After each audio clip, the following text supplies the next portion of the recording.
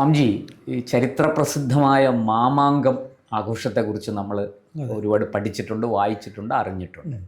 ഇപ്പോഴിതാ കേരളത്തിൽ ഈ മാമാങ്കം കഴിഞ്ഞ കുറേ കാലങ്ങളായിട്ട് അതിൻ്റെ ചില ആചാരാനുഷ്ഠാനങ്ങൾ മാത്രം നടത്തി പോകുന്ന ഒരു ശീലമുണ്ടായിരുന്നു. ഇത് ബ്രിട്ടീഷുകാരാണല്ലോ നിർത്തിച്ചത്. 250 വർഷങ്ങളായി അങ്ങനെ അതൊരു വലിയ ആഘോഷമായി നടക്കുന്നില്ല. ഇപ്പോൾ അത് വാസ്തവത്തിൽ അത് കേരളത്തിൽ നടക്കുന്ന ഒരു കുംഭമേളയാണ്. ഇപ്പോഴത് ഈ പറഞ്ഞതുപോലെ മഹാമാഘ മഹോത്സവം, മഹാമാഘമേള എന്ന അർത്ഥത്തിൽ അത് കേരളത്തിൽ പുനരുദ്ധരിച്ചു കൊണ്ടുവരാൻ, അതിൻ്റെ ആ ആചാര തനിമയോടുകൂടി അതിനെ പുനരുദ്ധരിച്ചു കൊണ്ടുവരാൻ ഒരു ശ്രമം നടക്കുകയാണ്. സന്യാസി ശ്രേഷ്ഠന്മാർ മുതൽ സന്നദ്ധ സംഘടനകൾ വരെ, ഭക്തർ വരെ, നാട്ടുകാർ, വിവിധ ജാതി മത വിഭാഗങ്ങളിൽപ്പെട്ടവർ അതൊരു ദേശീയ ഉത്സവം, അവരുടെ ആ പ്രദേശത്തിൻ്റെ ഒരു ഉത്സവം ഒക്കെയായി കണ്ടുകൊണ്ട് മുന്നോട്ട് വന്നിരിക്കുകയാണ്. പക്ഷേ നമ്മുടെ സർക്കാർ പറയുന്നത്, ജനാധിപത്യ സർക്കാർ പറയുന്നത് ഇത് വേണ്ട, സ്റ്റോപ്പ് മെമ്മോ കൊടുത്തിരിക്കുകയാണ്. ചൂണ്ടിക്കാണിക്കുന്നതാകട്ടെ നദീതീരം നശിപ്പിക്കും, അതുപോലെ അവിടെ മറ്റു പല പാരിസ്ഥിതിക പ്രശ്നങ്ങളും ഉണ്ടാക്കും. ഇനി ഇതിനെല്ലാം അപ്പുറത്തേക്ക് നമ്മുടെ സകല യുക്തിയെയും ചോദ്യം ചെയ്യുന്ന ഒരു കണ്ടെത്തൽ കൂടി സർക്കാർ നടത്തിയിരിക്കുകയാണ്. ഇത് മതസ്പർദ്ധയുണ്ടാക്കും എന്ന്. എന്താണ് അങ്ങേക്ക് അഭിപ്രായം? ഞാൻ ഒരു 3 വർഷത്തിന് മുകളിൽ തിരുനാവായയിൽ കഴിഞ്ഞ ഒരാളാണ്. അവസാനം പറഞ്ഞ കാര്യത്തിന് ആദ്യമേ മറുപടി പറയാം. തിരുനാവായയിൽ ക്ഷേത്രവുമായിട്ട് ബന്ധപ്പെട്ടുള്ള ആചരണങ്ങളിൽ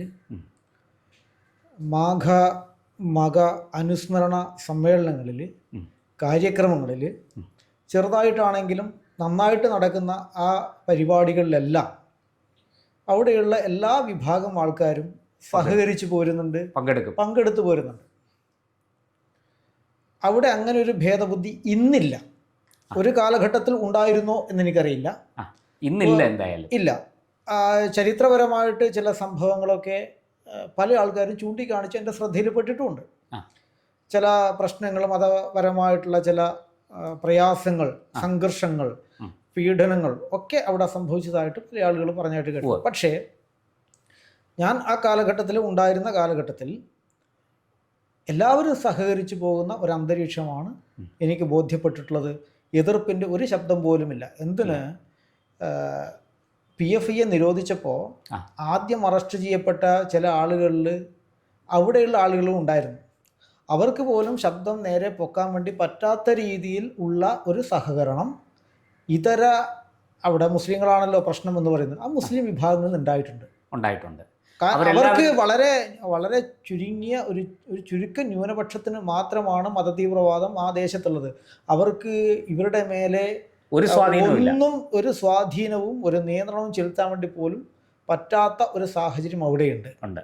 ഈ ഒരു സാഹചര്യത്തിൽ മതസ്പർദ്ധ ഉണ്ടാകും എന്ന് പറയുന്നത് ദുഷ്ടലാക്കോട് കൂടിയിട്ടുള്ള ഒരു വാദഗതിയാണ്, ഒരു നീചബുദ്ധിയാണ്. ഇല്ലെങ്കിൽ ഉണ്ടാകട്ടെ എന്നുള്ളതാണ്. ആരാണ് ഈ വിഷയത്തിൽ പരാതി കൊടുത്തത്?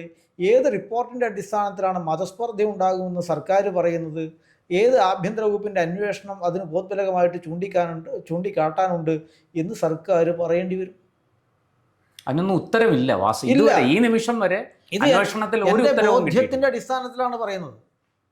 പഴയ കാലഘട്ടത്തിലെ ചരിത്രങ്ങൾ ഒരുപാട് പറയണം. നിരവധി അവിടെ ക്ഷേത്രങ്ങൾ, തകർക്കപ്പെട്ട ക്ഷേത്രങ്ങളുണ്ട്. തിരുനാവായ തളി കാണാനില്ല. നിരവധി കളരികൾ അവിടെ തകർക്കപ്പെട്ടിട്ടുണ്ട്. അതൊരു പഴയകാല ചരിത്രം ആ ഭൂമിക്കുണ്ട്. 21 മലബാർ ലഹളയും മറ്റുമൊക്കെ നമുക്ക് അതിനുശേഷവും പല സംഭവങ്ങൾ അവിടെ തിരുനാവായിൽ ബലിയിടാൻ വേണ്ടി വരുന്ന പല ആളുകളെയും സ്ത്രീകളെയൊക്കെ പിടിച്ചുകൊണ്ടുപോയ ചരിത്രങ്ങളൊക്കെ അവിടെ ആളുകൾ പറഞ്ഞു കേട്ടിട്ടുണ്ട്. പക്ഷേ നിലവിൽ അവിടെ ഉള്ള ആളുകൾ ഇത്തരത്തിലുള്ള മാമാങ്ക സ്മരണകളുമായിട്ട് അങ്ങേയറ്റം സ്നേഹ ആദരവോട് കൂടിയിട്ട് സഹകരിക്കുന്ന ആളുകളാണ്. അവരെ മോശക്കാരാക്കുന്ന ഒരു പ്രസ്താവനയാണ് ഇപ്പോൾ ഇങ്ങനെ സർക്കാർ പറയുമ്പോൾ വരുന്നത്. അവരെ വെറും മതതീവ്രവാദികളായിട്ട് ചിത്രീകരിക്കുന്ന ഒരു നയം ഏതായാലും അത് ഒരു നല്ല ഉദ്ദേശത്തിലാണ്. ജനാധിപത്യ സർക്കാരിന് ഒരിക്കലും പാടില്ല. അവര് സൗഹാർദ്ദത്തിനാണ് പ്രാധാന്യം കൊടുക്കുന്നത്, ഈ പറയുന്ന മട്ടിൽ സൗഹാർദ്ദത്തിനാണ് പ്രാധാന്യം കൊടുക്കുന്നത് എങ്കിൽ ഒരു മതവിഭാഗത്തെ അങ്ങനെ അങ്ങ് ചിത്രീകരിക്കുന്നത് ശരിയാണോ? അവിടെ മതസ്പർദ്ധ എന്ന് പറഞ്ഞാൽ എന്താ ഉണ്ടാവാൻ വേണ്ടി പോകുന്നത്? മതവിഭാഗങ്ങൾ തമ്മിൽ ഏറ്റുമുട്ടുക. അല്ലേ? അവിടെ ന്യൂനപക്ഷങ്ങൾ ആരാണ്? സ്വാഭാവികമായിട്ടും ഹിന്ദു സമൂഹമാണ് ന്യൂനപക്ഷം. അതെ. ആ ന്യൂനപക്ഷങ്ങൾക്ക് മേലെ ഭൂരിപക്ഷത്തിന്റെ അതൃപ്തി എന്നല്ലേ ഉദ്ദേശിക്കുന്നത്? അത് കൂടിയ അളവിലാകുമ്പോഴാണല്ലോ സ്പർദ്ധയും മറ്റു കാര്യങ്ങളിലേക്ക് നീങ്ങുന്നത്. അത്രമാത്രം അസഹിഷ്ണുത അവർക്കുണ്ട് എന്ന് സർക്കാർ ആരോപിക്കുകയല്ലേ ചെയ്യുന്നത്. ഇതുപോലെ സർക്കാർ 10 വട്ടം പറയുമ്പോൾ നമ്മുടെ ഭാഗത്തു നിന്നും കാര്യമറിയാത്ത ആളുകൾ പ്രതികരിക്കും. അങ്ങനെയാണെങ്കിൽ അത്തരത്തിലുള്ള വർഗീയവാദികളുടെ മണ്ണിൽ ഞങ്ങൾ നടത്തും എന്ന് ഇവിടുന്ന് പ്രഖ്യാപിക്കാൻ ആളുകളുണ്ടാവും. ചില ആളുകളൊക്കെ പ്രഖ്യാപിച്ചിട്ടുമുണ്ട്. അപ്പോൾ അത് സംഭവിക്കുന്ന എന്താണ്? അത് അത്രയും കാലം അത്തരത്തിലുള്ള കാര്യങ്ങളോട് സഹകരിച്ചിരുന്ന ആളുകളിൽ പോലും ഒരു വിരോധത്തിൻ്റെ തീപ്പൊരി ഉണ്ടാക്കുകയാണ്. അവിടെ വളരെ കൃത്യമായിട്ടുള്ള ഒരു സംഘർഷത്തിൻ്റെ ഭൂമിക ഉണ്ടാക്കിയെടുക്കുകയാണ്.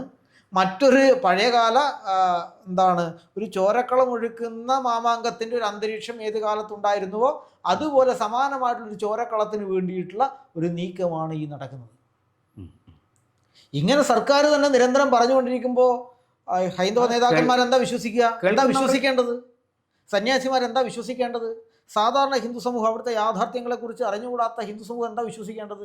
തീർച്ചയായിട്ടും തെറ്റിദ്ധരിക്കും. അവരെല്ലാം പോകുന്നിടത്തും വരുന്നിടത്തും പ്രതികരിക്കുന്നിടത്തും പറ്റാവുന്നിടത്തും പറയുന്നത് എന്തായിരിക്കും? അങ്ങനെ അവരുടെ വാശിക്ക് വിട്ടുകൊടുക്കാൻ വേണ്ടി പറ്റത്തില്ല. ഈ ഭൂമി നമുക്കുള്ളതും കൂടിയാണെന്നല്ലേ. അതെ, ഞങ്ങളുടെ പൈതൃക ഭൂമിയിൽ ഒരു കാര്യം ചെയ്യാൻ വേണ്ടിയിട്ട് ഇവരുടെ സമ്മതം വേണമെന്നല്ലേ. അതെ. ഇത് എവിടെയാ കൊണ്ടുവന്ന് എത്തിക്കുക? വലിയ സർക്കാർ തന്നെ ഈ കാര്യങ്ങളിൽ നേതൃപരമായിട്ടുള്ള ഒരു റോള് കൈകാര്യം ചെയ്തിരുന്നുവെങ്കിൽ ഇതെത്ര ഭംഗിയാകുമായിരുന്നു. അതെ, ഒരു പക്ഷേ ഇത് വലിയ സർക്കാരിന് വലിയ പാരിസ്ഥിതിക ആഘാതത്തെ കുറിച്ച് പറയുന്നു. കേരളത്തിൽ ബാക്കി എല്ലാ നദികളുടെയും പാരിസ്ഥിതിക സംരക്ഷണം ഏറ്റെടുത്ത സർക്കാർ തന്നെയാണോ ഇത്? എന്തിന് ഭാരതപ്പുഴയിൽ എത്രമാത്രം പാരിസ്ഥിതിക ആഘാതങ്ങൾ വന്നിട്ട് എത്രമാത്രം സർക്കാർ ശ്രദ്ധിച്ചിട്ടുണ്ട്? ഇത് പറയുന്നൊരു കാരണം മാത്രമാണ്. പാലം വരുന്ന കാര്യത്തിൽ ശ്രീധരൻ ഒരു നിലപാടെടുത്തു. സർക്കാരിൻ്റെ നിലപാട് എന്തായിരുന്നു? മറിച്ചായിരുന്നു, അതിന് വിരുദ്ധമായിരുന്നു. അപ്പോൾ നിരവധി പരിസ്ഥിതി പ്രവർത്തകന്മാർ ഭാരതപ്പുഴയുടെ സംരക്ഷണത്തിന് വേണ്ടിയിട്ട് നിരവധി കാര്യങ്ങൾ റിപ്പോർട്ടുകളായിട്ട് കൊടുത്തിട്ടുണ്ട്. മുഖം തിരിഞ്ഞിരിക്കുന്ന നിഷേധാത്മക നിലപാടായിരുന്നില്ലേ സർക്കാരിൻ്റെ ഭാഗത്തുനിന്നുണ്ടായത്? ഈ സർക്കാരാണോ ഈ പറയുന്നത് പാരിസ്ഥിതിക സംരക്ഷണത്തിന് പ്രാധാന്യമുണ്ട് എന്ന്? ഇനി ഈ സമാനമായിട്ടുള്ള ആഘോഷങ്ങൾ, നദീതട ആഘോഷങ്ങൾ, കുംഭമേള ആയിക്കോട്ടെ മറ്റായിക്കോട്ടെ, അവിടെയൊക്കെ പാരിസ്ഥിതിക ആഘാതങ്ങൾ സംഭവിക്കുന്നുണ്ടോ? സംരക്ഷണം സംഭവിക്കുന്നില്ല എന്നാണോ വിചാരിക്കുന്നത്? ഗംഗയിലടക്കം അതിനുള്ള സംരക്ഷണത്തിന് വേണ്ടിയിട്ടുള്ള സംവിധാനങ്ങൾ ഒരുക്കിയിട്ടുണ്ട്. സർക്കാരാണ് ഒരുക്കിയത്. ഇവിടെയും സർക്കാരിന് ഒരുക്കാൻ വേണ്ടി പറ്റില്ലേ? ജനങ്ങളുടെ നന്മയും സന്തോഷവും ആഘോഷവും അവരുടെ സൗകര്യങ്ങളും ശ്രദ്ധിക്കേണ്ട സർക്കാരിന് ഉത്തരവാദിത്തമില്ലേ ശ്രദ്ധിക്കാൻ വേണ്ടി? തീർച്ചയായിട്ടും. ഒരേ സമയത്ത് തന്നെ ജനങ്ങളുടെ സൗകര്യം ശ്രദ്ധിക്കുന്ന സർക്കാർ അതേ സമയത്ത് തന്നെ പരിസ്ഥിതിയെ സംരക്ഷിക്കാനുള്ള ഉത്തരവാദിത്വം കാണിക്കാൻ വേണ്ടിയിട്ട് തയ്യാറാകണം. ഞങ്ങൾ ഇതിൽ സഹകരിക്കാനേ പോണില്ല, നിങ്ങളെ തടയാൻ വേണ്ടി പോകുന്നു എന്ന് പറയുന്നത് ഒരു സർക്കാരിൻ്റെ നയമോ നീതിയോ ആണോ? അല്ല, അവിടെയാണ് എനിക്ക് വീണ്ടും സംശയം. ഒരു ജനാധിപത്യ സർക്കാർ ഇടപെടേണ്ട രീതിയിലേ അല്ല ഈ വിഷയത്തിൽ ഇടപെട്ടിരിക്കുന്നത്. അപ്പോൾ സർക്കാരിന് എന്തൊക്കെയോ ഗൂഢ ഉദ്ദേശങ്ങളുണ്ട്, ഗൂഢ ലക്ഷ്യങ്ങളെക്കാളും ഇതിൽ സർക്കാരിനെ നിയന്ത്രിച്ചു കൊണ്ടിരിക്കുന്ന രാഷ്ട്രീയ കക്ഷികളിലെ ചില ആളുകൾക്ക് ഇതിൽ എന്തോ ചില മുതലെടുപ്പുകൾക്കുള്ള വഴിയൊരുക്കണം എന്നുള്ള ഒരു ചിന്തയുണ്ട്. അവിടെ ഒരു വരി കൂടി അതിനകത്ത് പറയണം സ്വാമിജി. സർക്കാർ പറയുന്നത് ഇലക്ഷൻ വന്ന് പടിവാതിൽക്കൽ നിൽക്കുകയാണ്. അപ്പോൾ ഇത്തരം കാര്യങ്ങൾ വിവിധ ജനവിഭാഗങ്ങൾ, വിവിധ വിശ്വാസങ്ങൾ പുലർത്തുന്നവർ തമ്മിൽ സ്പർദ്ധയ്ക്ക് കാരണമാകും. ഇല്ല, ഞാൻ പറഞ്ഞല്ലോ, തിരുനാവായിയുടെ സാഹചര്യത്തെക്കുറിച്ച് ഞാൻ പറഞ്ഞു. അവിടെ പഴയ കാലഘട്ടങ്ങളിൽ പലതും നശിപ്പിക്കപ്പെട്ടിട്ടുണ്ടാകാം. പക്ഷെ ബാക്കി നിൽക്കുന്ന കാര്യങ്ങളെ സംരക്ഷിക്കാനും മുന്നിൽ നിൽക്കുന്നത് അത്തരത്തിലുള്ള സമൂഹത്തിലെ ജനങ്ങളാണ്. ആണ്. നിരവധി കാര്യങ്ങൾ സംരക്ഷിക്കപ്പെടുന്നുണ്ട്. സത്യത്തിൽ അവരെ അപമാനിക്കുന്ന വിധത്തിൽ അവരെ അപമാനിക്കുകയാണ്. അവരെ എവിടുന്നാ വരുന്നത്? തിരുനാവായി എന്ന് വരുന്നു. നിങ്ങളല്ലേ മാമാങ്കം നടത്താൻ വേണ്ടിയിട്ട് സമ്മതിക്കാത്ത ആൾക്കാർ? ആര് പറഞ്ഞു? സർക്കാർ പറഞ്ഞു. ഒരു ആഖ്യാനം സൃഷ്ടിക്കുകയാണ്. ആണ്. ഇപ്പൊ തിരുനാവായക്കാരെ കുറിച്ച് എന്താ ലോകം മനസ്സിലാക്കുന്നത്? ഒരു ചരിത്ര പ്രസിദ്ധമായ ഒരു ഉത്സവത്തെ മുടക്കിയ ആൾക്കാർ. ഇതല്ലേ മനസ്സിലാക്കാൻ വേണ്ടി പോകുന്നത്. ഇതിനിടവരുന്നവരാണ്. എന്ത് റിപ്പോർട്ടിന്റെ അടിസ്ഥാനത്തിൽ? ഞാൻ പറഞ്ഞു, വർഗീയ ശക്തികൾ ഉണ്ടായിരുന്ന ആ സ്ഥലത്ത് ഏറ്റവും ആദ്യം PFIയുടെ നേതാക്കന്മാരെ അറസ്റ്റ് ചെയ്ത ഇടങ്ങളിൽ ഒന്നുകൂടിയാണത്. അവർക്ക് വളരെ നാമമാത്രമായിട്ടുള്ള, അവർക്ക് പോലും ആ നാട്ടിലെ ശബ്ദം ഉയർത്താൻ വേണ്ടി പറ്റാത്തൊരു സാഹചര്യമുണ്ട്. അത്തരത്തിലൊരു സ്ഥലത്തെക്കുറിച്ചാണ് ഈ പറയുന്നത്. ആഖ്യാന ഭേദങ്ങളൊക്കെ ഉണ്ട് കേട്ടോ. ഇപ്പോൾ മാമാങ്കത്തെക്കുറിച്ചുള്ള ആഖ്യാന ഭേദങ്ങളിൽ സാവന്തർക്കോയ്ക്ക് ഒരു പ്രാധാന്യം കൊടുത്തുകൊണ്ടുള്ള ഒരു ആഖ്യാനമൊക്കെയാണ് മുസ്ലിം കമ്മ്യൂണിറ്റിയിൽ നിന്ന് വരുന്നത്. പക്ഷെ എന്തൊക്കെയാണെങ്കിലും ഈ ഒരു സാധനം ഈ നാടിൻ്റെ പൈതൃക സത്തയുടെ ഭാഗമായി പരിഗണിക്കപ്പെടേണ്ടതാണ് എന്നുള്ള ചിന്ത ഒരു സാധാരണക്കാരനായിട്ടുള്ള ഇതര മതസ്ഥനും അവിടെയുണ്ട്. ഹിന്ദുക്കളുടെ ആചാരമാണെന്ന് അവർക്കറിയാം, ക്ഷേത്രവുമായിട്ട് ബന്ധപ്പെട്ടതാണെന്ന് അറിയാം. അതിലൊന്നും അവർക്കൊരു ഇല്ല, ഒരു കാലഘട്ടത്തിൽ സാമൂതിരി അത് കയ്യേറ്റതാണ് എന്ന് സാമന്തർക്കോയുടെ ഇഷ്ടം ആണ് അതിൽ പ്രവർത്തിച്ചതെന്നൊക്കെ അവർ പറയുന്നുണ്ട്. സാമന്തർക്കോയുടെ വ്യക്തിത്വവുമായിട്ട് ബന്ധപ്പെട്ട് മാത്രമാണ് ഹിന്ദു സമൂഹത്തിന് വിയോജിപ്പുള്ളത്. അതൊക്കെ ഈ പറഞ്ഞതുപോലെ ആശയപരമായ ചില പ്രശ്നങ്ങളും തർക്കങ്ങളും മാത്രമാണ്. പക്ഷേ അടിസ്ഥാനപരമായിട്ട് ഇതിന്റെ ഒരു സ്മൃതിയെക്കുറിച്ച് അവർക്ക് യാതൊരു ധാരണ പശുവില്ല. ഇത്രയും മനോഹരമായ ഒരു പൈതൃകം, ഇത്രയും സുന്ദരമായ ഒരു ഉത്സവ അന്തരീക്ഷം, അതിൽ വിഷം കലക്കുകയാണ്. അതെ, തീർച്ചയായിട്ടും. അതും നമ്മുടെ ജനാധിപത്യ സർക്കാർ തന്നെ അത് ചെയ്യുന്നു. വളരെ കഷ്ടമാണ് ഇത്. ഈ വിഷയത്തിൽ സർക്കാർ, ആഭ്യന്തര വകുപ്പ്, ബന്ധപ്പെട്ട രാഷ്ട്രീയ നേതാക്കന്മാർ ഒരു പുനർവിചിന്തനം നടത്തണം എന്നാണ് എനിക്ക് പറയാനുള്ളത്. പക്ഷേ ഈ എതിർക്കുന്നത് കൊണ്ട് നഷ്ടമുണ്ടാകുന്നത് സർക്കാരിനും സർക്കാരിനോട് ചേർന്ന് നിൽക്കുന്ന രാഷ്ട്രീയ കക്ഷികൾക്കുമാണ്. സ്വാഭാവികമായിട്ടും അവർക്ക് എതിരായിട്ടുള്ള വികാരമാണ് രൂപപ്പെട്ട് വരാൻ വേണ്ടി പോകുന്നത്. ഇതൊരു ട്രെൻഡായി മാറിയിട്ടുണ്ട്. ഈ മാഘമകം എന്നുള്ളത് ഇപ്പോഴും കേരളത്തിൽ അങ്ങോളം ഇങ്ങോളം ഒരു ട്രെൻഡായി മാറിയിട്ടുണ്ട്. ഈ ട്രെൻഡിന് കുറുകെ നിന്നാൽ സർക്കാരിനുണ്ടാകുന്ന വൻ വീഴ്ച, ഈ രാഷ്ട്രീയ പ്രസ്ഥാനങ്ങൾക്ക് ഉണ്ടാകുന്ന വൻ പതനം, ശബരിമല സ്വർണ്ണക്കൊള്ള പോലെ തന്നെ അത് വളരെ ഗുരുതരമായിരിക്കും. ഇത് മനസ്സിലാക്കാനുള്ള സാമാന്യ ബുദ്ധി പോലും ഈ ഉപദേശകന്മാർക്കില്ല എന്നുള്ളതാണ് ഞാൻ മനസ്സിലാക്കുന്നത്. ഇല്ലെങ്കിൽ ഒരുപക്ഷെ സ്വാഭാവികമായിട്ട് ഒരു മേളയോടുകൂടി അതങ്ങ് അവസാനിച്ച് പോകുമായിരുന്നു. ഹിന്ദുക്കൾ അത് പുനരുജ്ജീവിപ്പിച്ച് അവരവരുടെ പാട്ടിനങ്ങ് പോകുമായിരുന്നു. ഇതിൽ രാഷ്ട്രീയമായിട്ടുള്ള മാനങ്ങളൊന്നും വരില്ലായിരുന്നു. ഇപ്പൊ ശരിക്കും രാഷ്ട്രീയ മാനം വന്നുകൊണ്ടിരിക്കുന്നു. വന്നു കഴിഞ്ഞു. അങ്ങ് പറഞ്ഞതുപോലെ പലരും രാഷ്ട്രീയ മാനം വരണമെന്നുണ്ടെങ്കിൽ വേറെയുണ്ട്. ഇപ്പൊ രാഷ്ട്രീയ കക്ഷികൾ ഈ വിഷയം ഏറ്റുപിടിക്കണം. രാഷ്ട്രീയ കക്ഷികൾ ഏറ്റുപിടിക്കുമ്പോഴാണ്, അത്തരത്തിലുള്ള രാഷ്ട്രീയ കക്ഷികൾ ഏറ്റുപിടിക്കുമെന്ന് എനിക്ക് അറിഞ്ഞൂടാ. പക്ഷെ ഹിന്ദുക്കളിലെ രാഷ്ട്രീയ ബോധം ഇവർക്കെതിരാവും. അതിപ്പോ സംഭവിക്കും.